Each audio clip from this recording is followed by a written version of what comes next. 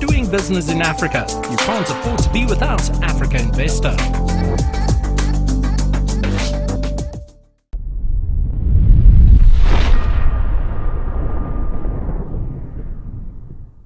See some kind of background. We are a multilateral. We're owned by African governments and African banks. We started 16 years ago with $1 billion that was gathered by a number of governments to fill the infrastructure gap. In 16 years, it has been a fantastic success story. Our balance sheet now is $12 billion. We have grown tremendously. We have been profitable every single year since we were created. We have distributed dividends every single year for the last 10 years. And we aspire to become a $20 billion company in the next 4 or 5 years.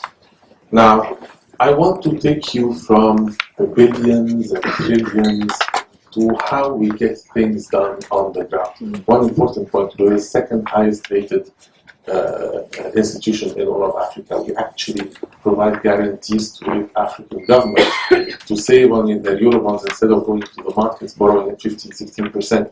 They can save 800, 900 basis points, but that's a separate issue. But you were talking about rating.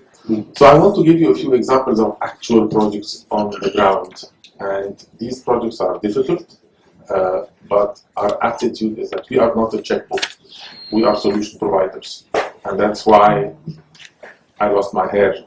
It's so difficult to do projects in Africa, but it's also a very profitable process.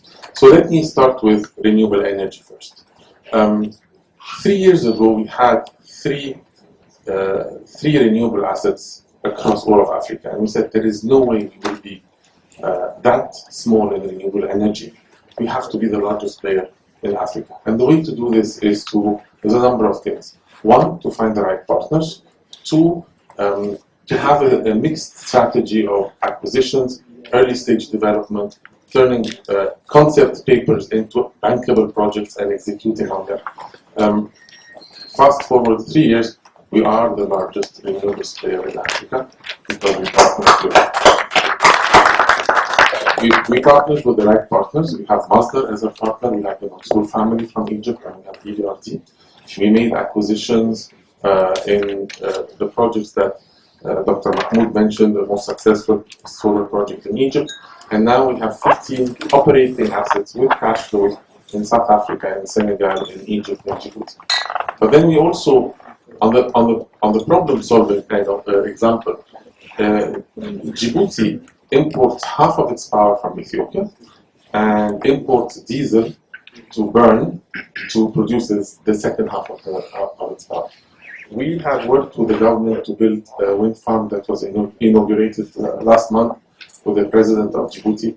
And the way we did this is that we said there are two ways to do it. One is go the normal route, which is develop the project finance, invite banks, etc., and then take 2-3 years to build it.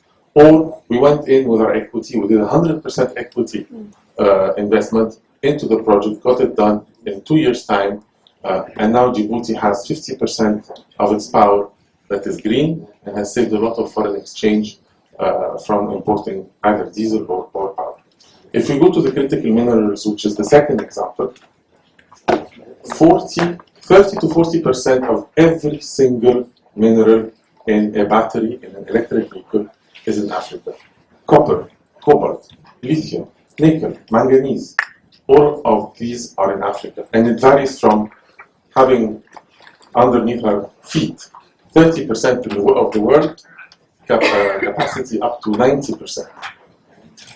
80% of the electric vehicle manufacturers are in China. So what happens is that Africa exports rock, effectively, that has 3-4% of the raw material, all the way to China. China produces the electric vehicle and then sells it all the way back to the US and to Europe, etc. One final example, we also, as a problem solver, we look for how do we solve for corridors. So for example, we have a manganese mine, or we have, for example, a forest in Gabon, or cashew nuts or cotton in Togo and Benin.